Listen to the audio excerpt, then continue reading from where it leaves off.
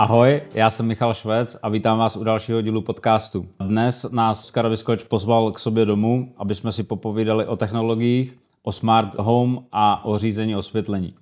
Děkuju za pozvání, Oskare. Za málo, aj na budúce. Kdo je Oskar Vyskoč jednou větou? A kdo je Oskar, když se vypnou chytrý zařízení? Kto je Oskar Vyskoč jednou větou? Oskar Vyskoč je technologický nadšenec, ktorý má rád technológie, rád skúša veci a rád inovuje procesy v rámci domácnosti, v rámci firiem, v rámci...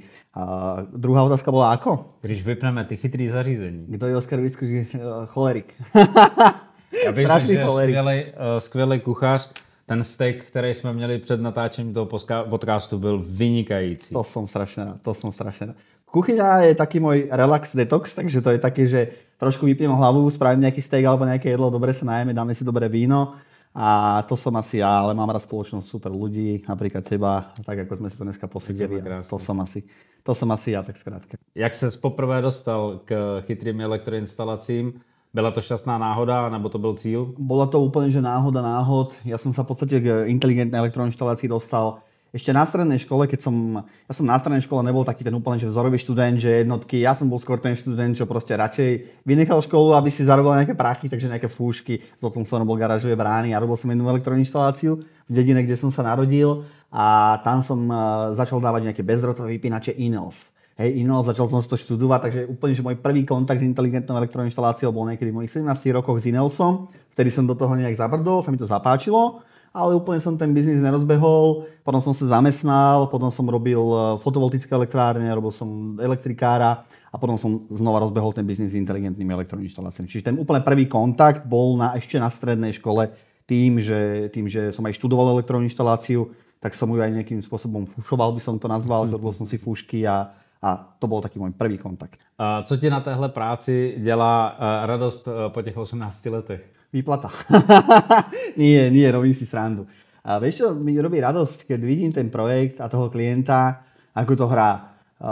Ja stále hovorím aj všetkým našim klientom, že najlepší projekt dokážeme zrealizovať, keď sa s nami zoznámite v momente, keď ten dom je v tablete alebo na papieri, že sa môžeme vyjadriť k tomu pôdorysu a môžeme prejsť celým tým procesom a trvá to 2-3 roky, až kým sa to celé odozdá s projektovou dokumentáciou, s revíznou správou. Čiže najväčšiu radosť mi robia tí klienti, keď vidím, že ten dom naozaj používajú a či tie technológie, ktoré tam majú od nás, im dávajú reálny zmysel. Či už je to inteligentná domácnosť, osvetlenie Minilox, alebo je to nejaká fotovoltická elektráreň. Všetko, čo vieme dodať, takže tým klientom robí radosť, tak to vtedy nám robí. Já bych tady k tomu možná rád dodal, že setkáváme se s klienty, kteří jsou vlastně nešťastní počas realizace, vyměnili několikrát partnera a já si myslím, že v mnohých případech je to proto, že nevěnují dostatečný fokus na tu přípravu, že stavař jim postaví něco a na to se jde našívat a už je to jedno, jestli je to inteligence, nebo je to nějaká polovičně inteligentní řízení nebo prostě částečný.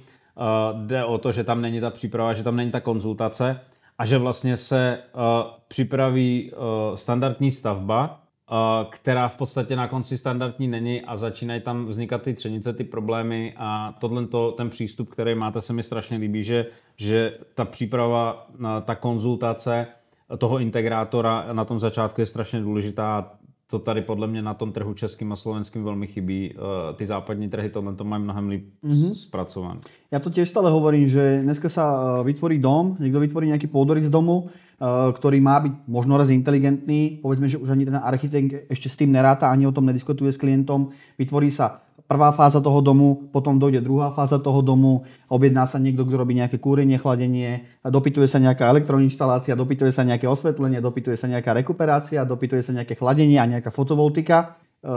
Z tých, povedzme, 6 profesí sa 3 objednajú, potom dojde, že ja chcem nejakú inteligentnú elektroinštaláciu, že na to treba myslieť na začiatku. Ešte predtým, ako si vyberem dodávateľa kúrenia, je dobré mať vybrať toho dodávateľa inteligentnej elektroinštalácie, aby on vedel zintegrovať to konkrétne teplné čerpadlo, tú konkrétnu rekuperáciu. Prípadne, ak ten inštalatér inteligentnej domácnosti nerobí osvetlenie, tak toho konkrétneho dodávateľa osvetlenia, aby tam proste neboli nejaké iba on-offy, keď tam môže mať nejakú dalinu, alebo nejaký dúlové 1800 Kelvin alebo podobne. Hej? Čiže ľudia nevenujú toľko času príprave a my sa snažíme práve tým ľuďom tú prípravu urobiť. A či to je v rámci rodinného domu, či to je v rámci obchodných priestorov, vždy je dôležitá tá príprava, vždy je dôležité to mať na papieri, nakreslené, jasné, vymyslené, aby tí ľudia mali myšlienku, aby to videli dopredu, aby vedeli, do čoho idú a nie riešiť to, aké bude mať svetlo v momente, keď tu mám vytiahnutý kábel, ale v momente, keď tam ten kábel ťahám, už chcem vedieť, že zhruba, a nemusím vedieť presne, nemusím vedieť, či ten kruh bude mať 1800 alebo 2000, ale chcem vedieť, ako bude svietiť, ako silno má svietiť, ako farbu má svietiť. A ako budeme řídit. Tak, presne tak. Pojďme na projektové hysterky. Jaké nejzábavnější nebo nejšílenější požadavky klienta si zažil? Máš něco takového, že pikošky takový? Každý klient je nová pikoška, jak sa vraví, ale v samej podstate nejaké také ani pikošky, že by to malo byť nejakým spôsobom extrémne vtipné, nemám. Mne sa skôr páčia také tie technologické výzvy, že teraz sme robili jeden veľmi pekný projekt, sme prednedávnom dokončili v Trnave Rebel Gym, kde je veľký gym, ktorý celý riadíme. Tam sme sa dostali, povedal by som, že úplne náhodou. Dali sme tam, poviem, že dobrú cenu, lebo sme to chceli robiť. Čiže sklameniť, ale nemám nejakú funny pikošku od klienta, čo by vyslovene, že chcel. Takže s týmto sklamem. Nespojil si... Nič ma také nenapadne teraz. Ja viem, že ma to po natáčení napadne a budem ti to písať do správy, že toto som ti mal povedať, ale teraz ma to... Napíšeme to potom pod to video do textu. Když se něco pokazí, bývá to typicky lidský faktor anebo nějaký technický šotek? Je to strašné, individuálne. Nikto není neomylný. Ja to hovorím chalanom, s ktorými pracujem stále. Vždy sa môže niečo pokaziť a stále hovorím jednu vec. Keď robíš 1000 vecí dobre a jednu zle, tak je to super. Proste vždy sa môže stať niečo, že niečo buď zle zapojíme, zle nadstavíme, zle naprogramujeme, alebo zle vymyslíme kľudne. Ja môžem urobiť chybu, chalani môžu robiť chybu a niekedy je ten technický problém a niekedy je to aj o tom, že vidíš v rámci tej inteligentnej domácnosti nejakú funkciu, ktorá tam je a ty si povieš, že keď to tá funkcia je, tak samozrejme funguje. Ono zrazu nefunguje, hej? A riešiš to s výrobcom a potom máš nejaký problém s tým výrobcom, čiže je to skôr také 50/50, ale hovorím, my stále robíme svoje najlepšie, čo vieme. Chalani, ktorí so mnou pracujú, sú všetci extrémne šikovní. Ja stále hovorím, že tá firma nemôže rásť na úkor toho, že budeme najímať nekvalitných ľudí z ulice, čiže rastieme len toľko, koľko nám to tí ľudia dovolia a tu je možno priestor znova sa im poďakovať za to, ako pracujú, lebo sú naozaj všetci šikovní a mám ich všetkých rád, takže toto je pre mňa dôležité. Keď sa urobí nejaká chyba, stane sa nejaká chyba, dôležité je ju vyriešiť. A ja stále hovorím jedno, že keď je nejaký problém, nemôžeme volať klientovi, že je problém. Klientovi musíme zavolať, že je problém a máme riešenie číslo 1, číslo 2 a číslo 3. A poďme si vybrať, ktoré z tých riešení je pre nás najvhodnejšie. Čiže voláme, že je problém, ale máme riešení číslo 1, 2, 3. Já bych tady rád navázal a touto cestou bych taky velmi rád poděkoval všem mým zaměstnancům, partnerům, spolupracovníkům, manželce a všem, kteří nějakým způsobem do toho vstupují, protože ten extrém, který jsem si zvolil, je šílený a všichni kolem mě nějakým způsobem trpí mě. Velmi pěkně děkuju, že nám to jde, jak nám to jde a věřím tomu, že budeme společně nejen sebe, ale i svět kolem sebe zlepšovat a jednou to bude epický. Verím, že áno. Jaká instalace tě doposud asi nejvíc bavila, posunula? Co je taková, že fajnovka? Tých inštalácií je viacej, ale čo by som spomenul v poslednej dobe, sme tu, áno, sme u mňa doma, to je inak paradoxne, že to je inštalácia, ktorá ma najviac posunula v mojom živote, pretože konečne naozaj žijem ten inteligentný dom, lebo predtým som ho úplne tak nežil. Okay. Žijem to osvetlenie, žijem tú fotovoltiku, žijem tie technológie, ktoré predávam. Takže ten môj rodinný dom je určite tá najväčšia inštalácia, ktorá ma posunula, lebo to naozaj, že žijem od rána do večera každý deň. A keď mám povedať, že z tých inštalácií, ktoré máme hotové za sebou, tak som spomenul ten Rebel Gym, čo je super inštalácia. A teraz sme dokončili takú veľmi peknú inštaláciu v centre Trnavy v amfiteátri, volá sa to 3 šišky. Je to vlastne kaviareň s telocvičnou pre deti. Okay. Riadíme tam v podstate nejakým spôsobom všetko, cez osvetlenie, vzduchotechniku, kúrenie, chladenie. Nastavili sme tam nejaké procesy v rámci tej prevádzky, čiže to bolo veľmi pekný projekt, veľmi pekná skúsenosť. To bolo z takého skôr toho komerčného prostredia, inštalácia. Takže môj dom a táto inštalácia sú asi také. Když by si porovnal ty domácí instalace a ty komerční instalace, cítíš tu zpětnou vazbu jinou, že z té domácnosti ten člověk, jako kdyby je ti, nechci říct, že zavázaný asi ne, ale ten feedback od toho klienta bych tak si představil, že bude silnější, protože přece jenom, když někdo chodí do práce na 8 hodin a jde se tam v podstatě odbít to svoje něco jiného, než když jde potom na těch 8 hodin nebo 12 hodin domů spát, kde v podstatě jako kdyby s tím domem žije a je to takový asi osobnější. Áno, ale pri rodinnom dome je inteligentná elektroinštalácia skôr o tom komforte, o pohodlí a o bezpečnosti. A pri nejakej prevádzke, napríklad pri kaviarni, reštaurácii alebo fitku, to je o optimalizácii energií, o úsporách a podobne, hej, o automatizácii procesov. Spíš mě zajímá ten feedback toho člověka, jako kdyby, že či dostaneš tu spätnú vazbu.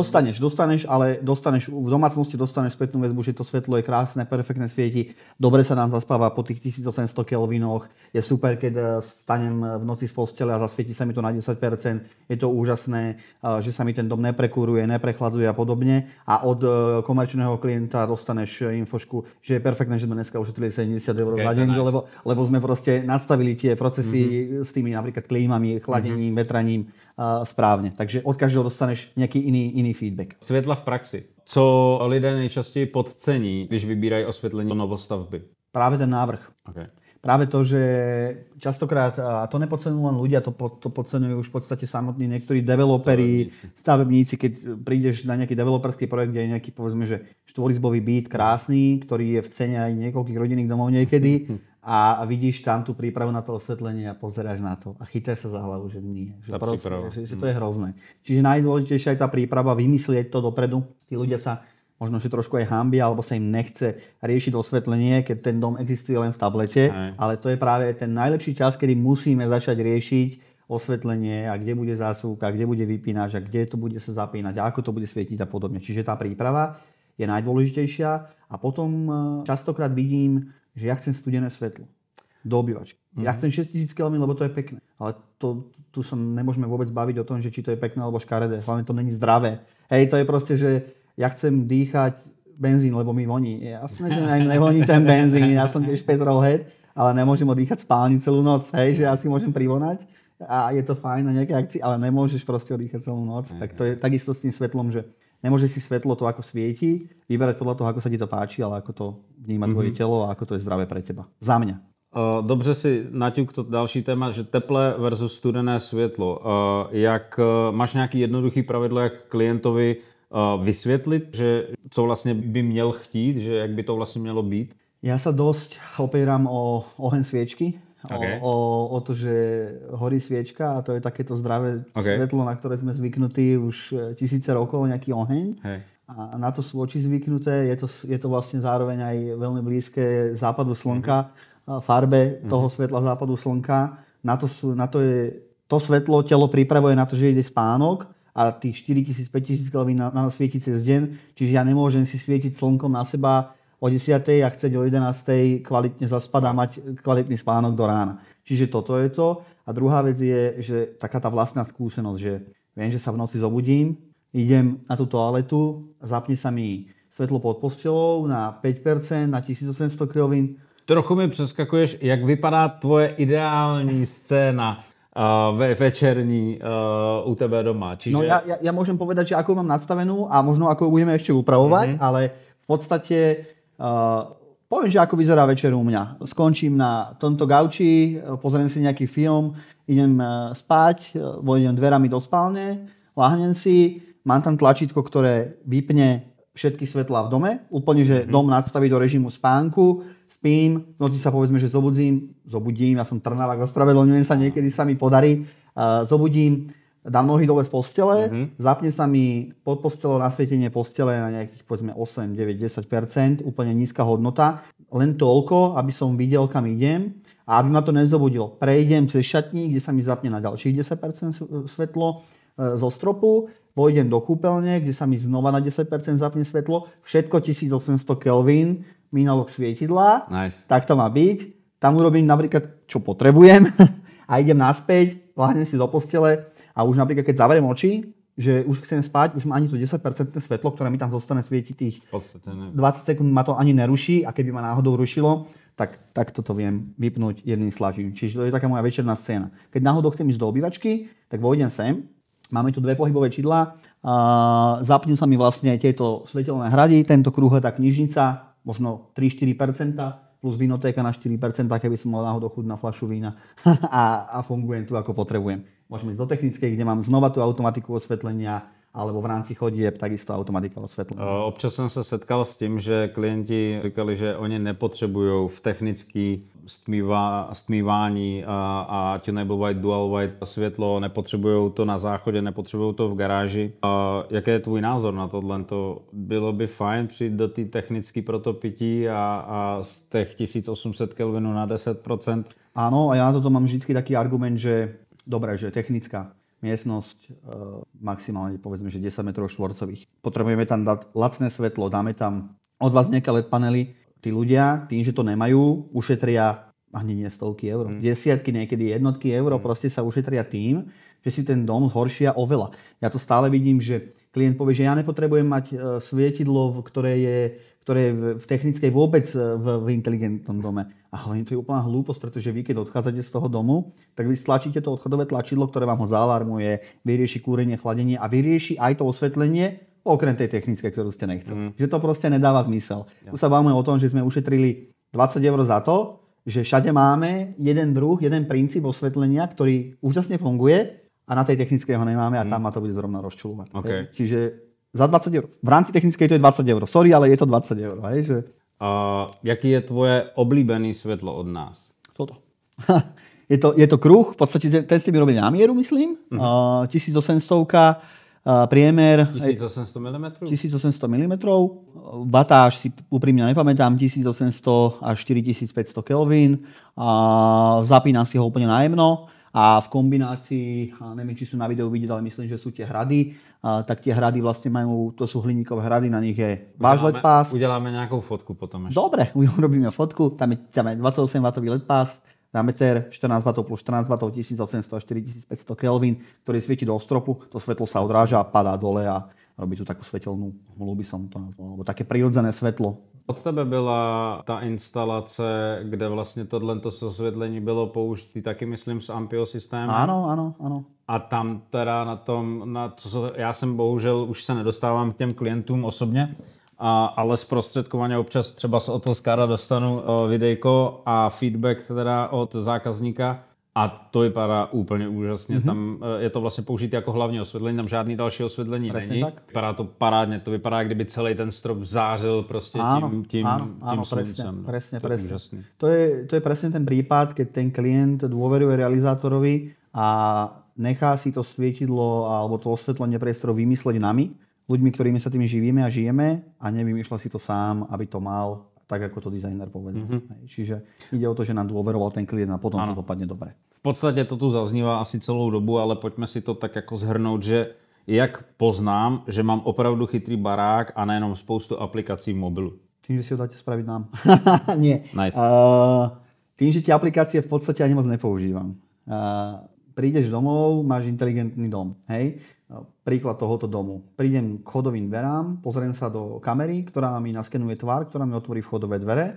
Ja si ich otvorím, vodím dovnútra, je 9 hodín večer, tma, vnútri sa mi zasvieti 1800 kelvinové perfektné svetlo.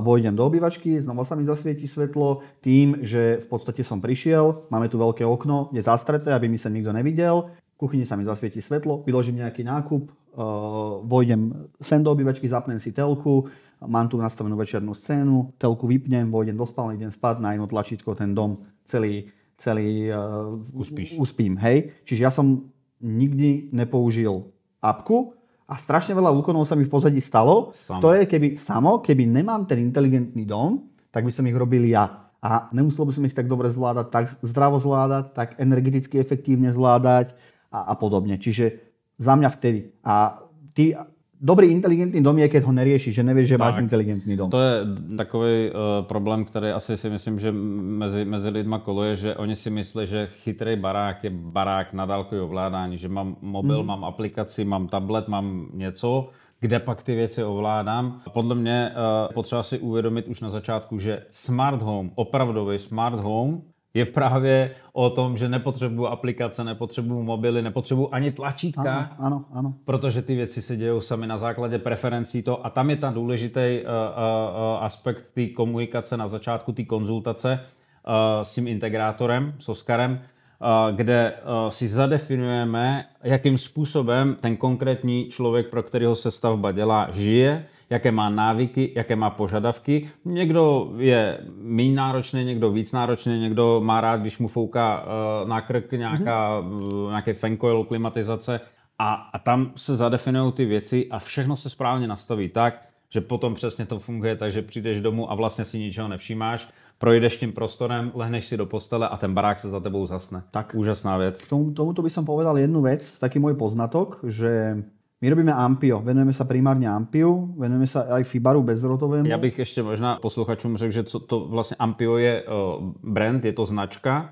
která má teda PLCčko, počítač do rozvaděče, a má nějaký další prvky, které potom řídí teda osvětlení, rekuperace, tepelný čerpadla, žaluzie a tak dále.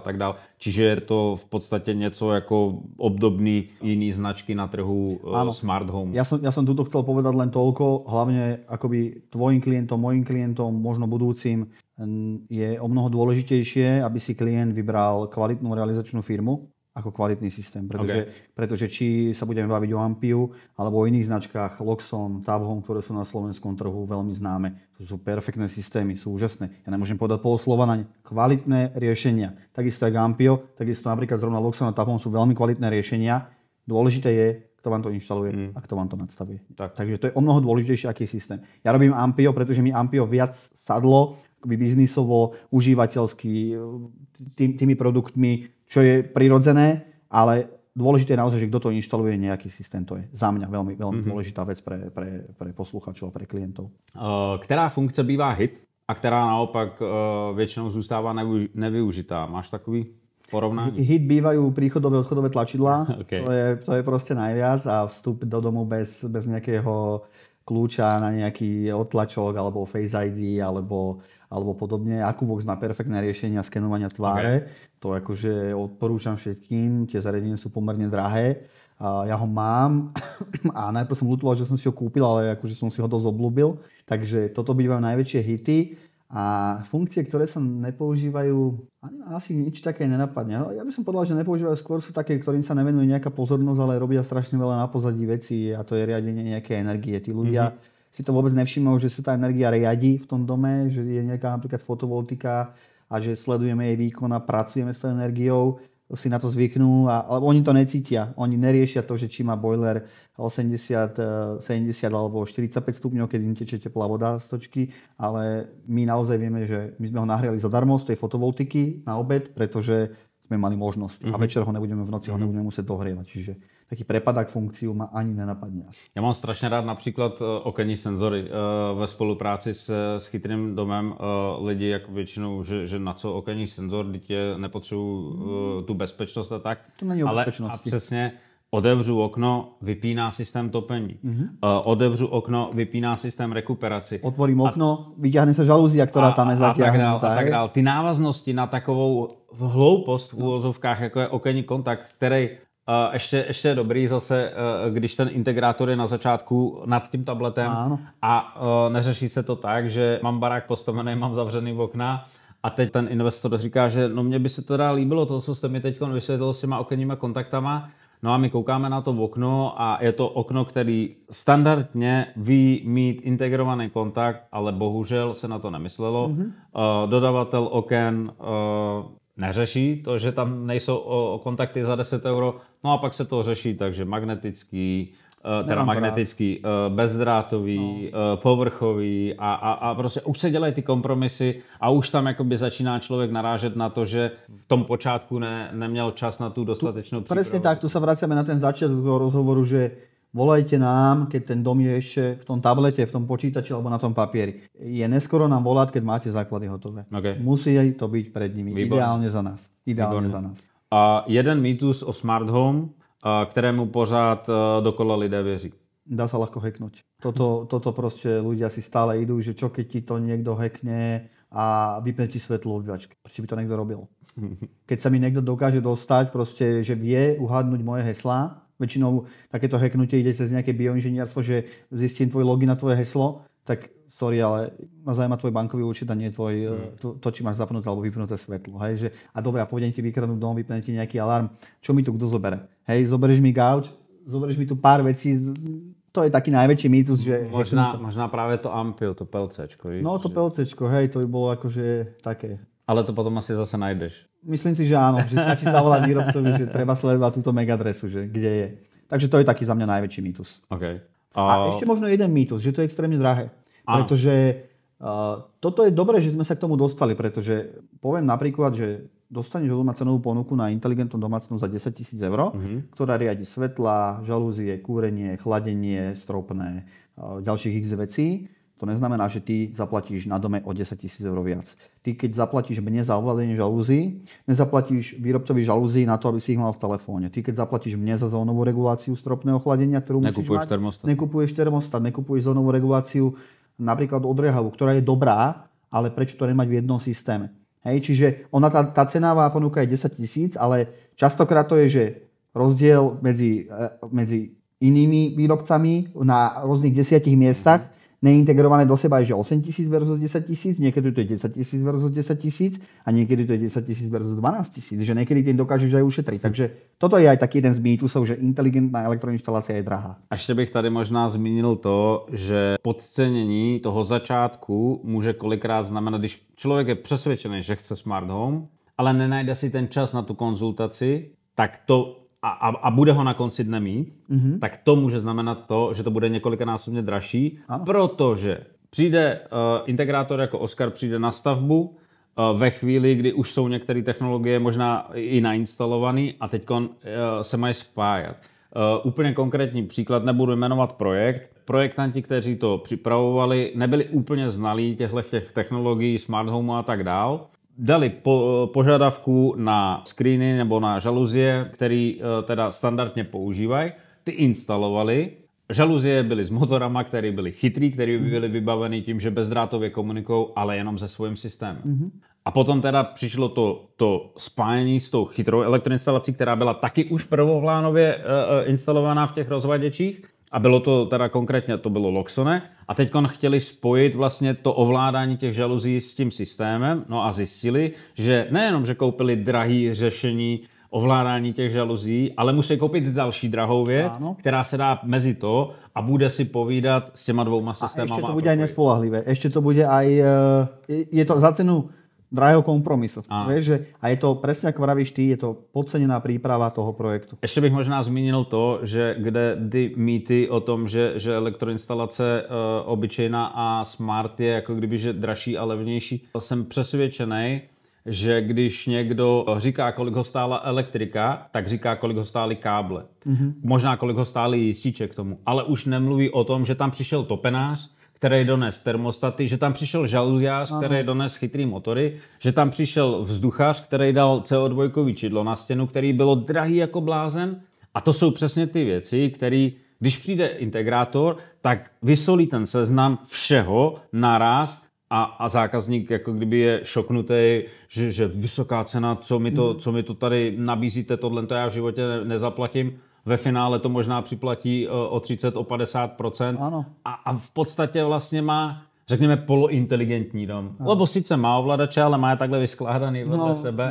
A ty aplikace potom listuje, že tohletou aplikaci vlastně zasínám. Počkej, musím najít tu na tú vzduchařinu. A stále máš od jednej aplikácie zabudnuté heslo, stratené niekde, nezapamätané a potom niekto, deti, ja nemám už túto apku, som mu nechcel vymazal, tak to riešiš proste, áno. Možno raz dojde taká doba, že nebudú výrobcovia rôznych technológií, teplných čerpadiel robiť aplikáciu k tomu svojmu, ale integračné rozhranie ako štandard. Hej, že máme tu, že bez integračného rozhrania a s integračným nejakým rozhraním pre smart domácnosti, ale nemáme svoju aplikáciu, lebo nedáva to význam proste. Čiže takej doby sa raz podľa mňa dožijeme a smerujeme tam. Dobre, trendy a budoucnost. Jaké světelné technologie tě baví? Jak přemýšlíš o světle a navrhuješ lidem nebo nabádáš lidi, jakým směrem jít? Podľa mňa je veľmi praktické, dôležité, zdravé a aj dizajnové má nejaké nepriame osvetlenie v rámci domácnosti. Vždy ľudia majú nejakú lampu, ktorú umiestnia, ktorá svieti priamo na nich.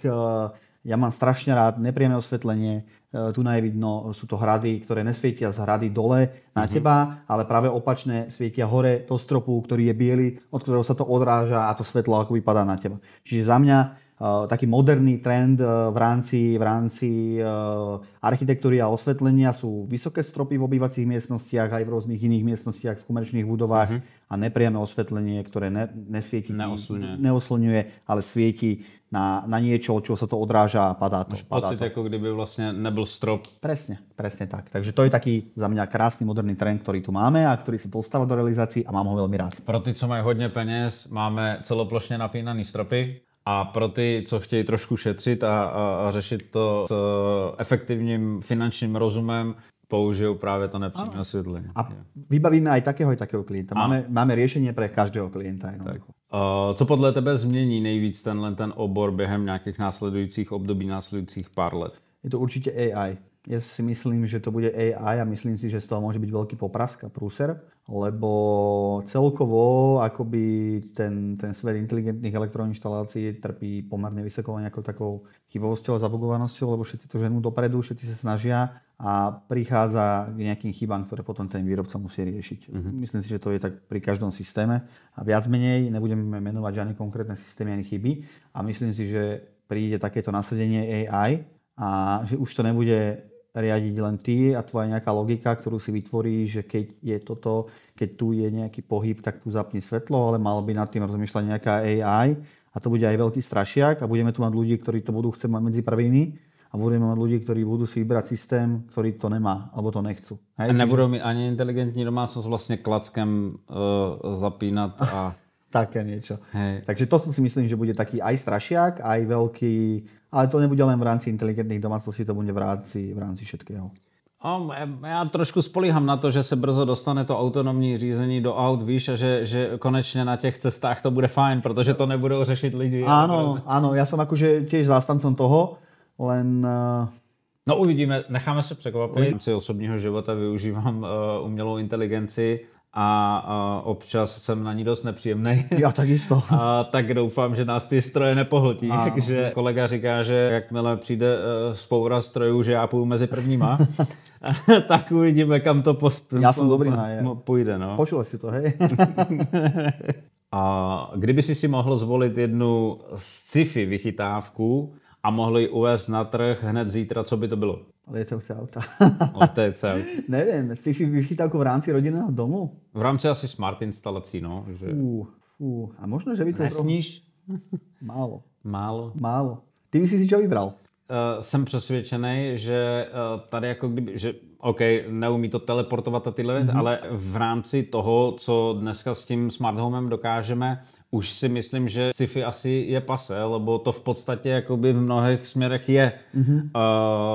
Je to o tom, že mám nějaký vstup, nějaký výstup a mezi tím je potřeba správně napsat, co to má udělat. Čiže možná tohle to byla špatně mířená otázka, to by možná bylo dobrý položit ženám a nebo neznalým, kteří by asi jako vytáhli ty běžné věci, kterými bychom jim řekli, že to vlastně sci-fi není. Ale například úplně takový, jako kdyby, že věci, které se dají už dneska dělat a je, že máš teda tu kliku na tom okně, která funguje s tím integrovaným kontaktem. A ty si říkal, že otevřu okno a vytáhnou se mi žaluzie. Já bych tady ještě jakoby šel trošku dál do toho, že já můžu chtít otevřít okno, vyvětrat a furt chci zachovat zatažené žaluzie, ale tím, že je to chytrý a umím to nějakým způsobem potom programovat, tak můžu říct, že třeba dvojitým otevřením ty kliky teprve pojedou ty žaluzie nahoru. A to jsou přesně ty věci, které jsou, vycházejí z toho, že ty konzultuješ ten projekt s tím člověkem a žiješ s ním vlastně 2 roky v nějaký úzký komunikaci předtím, než vůbec vlastně vznikne, jako kdyby, že ten barák a může se v něm žít. Takže jsou ty věci všechny víte, jak kdyby nějakým způsobem nastavit, probrat a naplánovat a potom je to tak, že jak říkáš, procházíš tím domem, on se rozsvící, zasíná, správný světlo v nastaveném jasu, ve správném jasu svítí správnou chromatickostí na základě polohy sluníčka, denní doby, toho, co dělá ty činnosti toho člověka, jednoduchým úkonem, nějakým kliknutím na tlačítko změní náladu celého prostoru. Tohle to se mi na tom smart homeu jinak mě osobně strašně líbí, že máme máš tamhle knihovnu, vím, že ti svítí pod televizí ledka, máš světlo na stropě, máš hrady, máš to spojený s jídelnou, kde máš další osvětlení, z kuchyní, kde máš další 2 nebo 3 osvětlení a vlastně je to celý prostor. A já, když se tady rozhlížím, tak vidím tamhle jedno tlačítko a tím to vlastně skončilo. Ano. A to je na tomto úžasný, že jednoduchým gestem zmáčknutí čudlíku... Ani ho nemusíš stláčať, pretože vonku ešte svetlo teraz, keď natáčame, za chvíľku zajde slnko, čo sa stane je to, že zaťahnú sa závesy a zapne sa svetelná scéna, čiže ani ho nemusíš stlačiť to tlačítko, ten dom sa proste sám prejde do toho večerného režimu, stlačam tlačítko, až keď idem spať, keď tomu domu dávam vedieť, že dobrú noc. Ale může se stát, že přijde návštěva a ty chceš změnit tu náladu. Ano. A teď změníš ji tím jednoduchým gestem, ne, že zapínám nebo měním 5 světel, 6 světel, 7 okruhů, ale prostě změním náladu celého prostoru jedním jednoduchým gestem. To je úžasné. A má to aj napríklad také dizajnové... A to je trochu sci-fi vlastne. A je to sci-fi. A je to, vieš, pre koho to je sci-fi? Pre dizajnérov, ktorí nenávidia v obývačkách také tie veľké klavíry, že 5 rámik a 5 rámik. Že máš 5 žalúzí, to máš 5 rámik a 10 svetel v rámci obývačky, čo tu je, a to máš ďalší 5 rámik. A pojďme se bavit o tom, co to stálo. To je přesně to, že jak může být ta inteligence drahá, když já nahradím 10 vypínačů jedním a v podstatě možná ho ani vlastně nepotřebuju, protože to vím, no ale je dobré ho mít. Je špatný nemít to ovládání a nebejt tomu tím pánem, ale jsou to přesně tyhle ty věci, no. Takže áno, to máš úplnú pravdu. Toto inak ľudia častokrát podcenia, že povedia, že ten váš vypínač za 100 € je drahý, ale dobre, nedajme ho tam. Ten vypínač meria teplotu, rieši nám vlastne kúrenie v tej miestnosti, tak si kúpte Niko vypínač, budete chcieť niečo drahšie a krajšie. Niko vypínači sú super, nehovorím, že nie sú, ale nakoniec zo ceny 100 € sa dostaneme na 200 €, lebo k tomu potrebujeme nejaký termostat, ktorý tam bude proste, a ešte to bude vyzerať škaredo, nepekne, nemoderne, a nebude to integrované do seba, bude to obyčajný vypínač. Není drahý, len to treba správne zrátať. To jsou přesně ty věci. A oblíbený nástroj v batohu elektrikáře. Notebook. U mňa je to notebook a ChatGPT, čiže nejaké AI-ko, ale keď tak rozmýšľam, závisí u koho. No tvůj? Môj? Ja myslím, že u chalnov, s ktorými robím. U mňa je to jednoznačne, u mňa je to tablet, iPad. Okay. Určite mám radšej iPad, jak notebook. Programuješ na iPadu? Ne, som kreatívny na iPade. Všetky nápady a všetky myšlienky a návrhy tých elektroinštalácií vznikajú s Apple Pencilom na iPade, keď to kreslím do toho pôdorysu. Když to ráno kreslíš, ráno začínáš to... Pardon. Když bys to kreslil ráno, začínal bys to s kávou nebo s čajem? Začínal bych to s čajom. Čínský čaj je výborný. Musíš mi priniesť. Dohodnuté. Jedna apka, bez který se dneska neobejdeš? ChatGPT. Tam jsme asi podobně. Nejlepší relax po dlouhým dnu. Bude to uvariť večeru, ako som uvaril dneska. Nice. Alebo v poslednej dobe som si veľmi obľúbil... steak jsme měli. V poslednej dobe som si obľúbil dosť pohyb, bicykel a podobne, takže prechádzka, relax, hudba. A to je dobře, dlouho vydržíš. Áno, dúfam, že áno. Kdyby si musel vybrat jenom 3 okruhy chytrý instalace pro tvůj dům, co by tu zůstalo? Osvětlení. Poviem aj prečo. Lebo osvetlenie je jediná vec, ale veľmi podcenovaná, ale keď máte kvalitne urobené 1800 až 4500 kV osvetlenie, tak je veľmi ťažké ho riadiť manuálne a riadiť inteligentnou elektroinštaláciou je absolútne prirodzené. Žalúzie si dokážem uriadiť nejakým spôsobom manuálne. Kúrenie si takisto viem nejak manuálne nadstaviť na nejakú komfortnú teplotu v celom dome, ale to osvetlenie je veľmi dôležité. Druhá je prístup do toho domu v rámci nejakej bezpečnosť domu, čiže bezkľúčový prístup do domu. A tretia vec, asi to riadenie energií bolo veľmi náročné. Veľmi náročné nahradiť, aby som chodil a zapínal nejaké špirály cez deň podľa toho, koľko mi vyrába slnko. Takže osvetlenie, prístup do domu a energetika. Oskar, děkuji ti velmi pěkně, bylo to fakt super, výborná večeře, výborný pokec. Velmi rádi tě uvidíme u nás a velmi rádi přijdeme znova. Ďakujem ti krásně. Ďakujem aj ja, teším sa na ďalšie stretnutie. Ďakujeme a sledujte nás pro další videa. Ďakujem.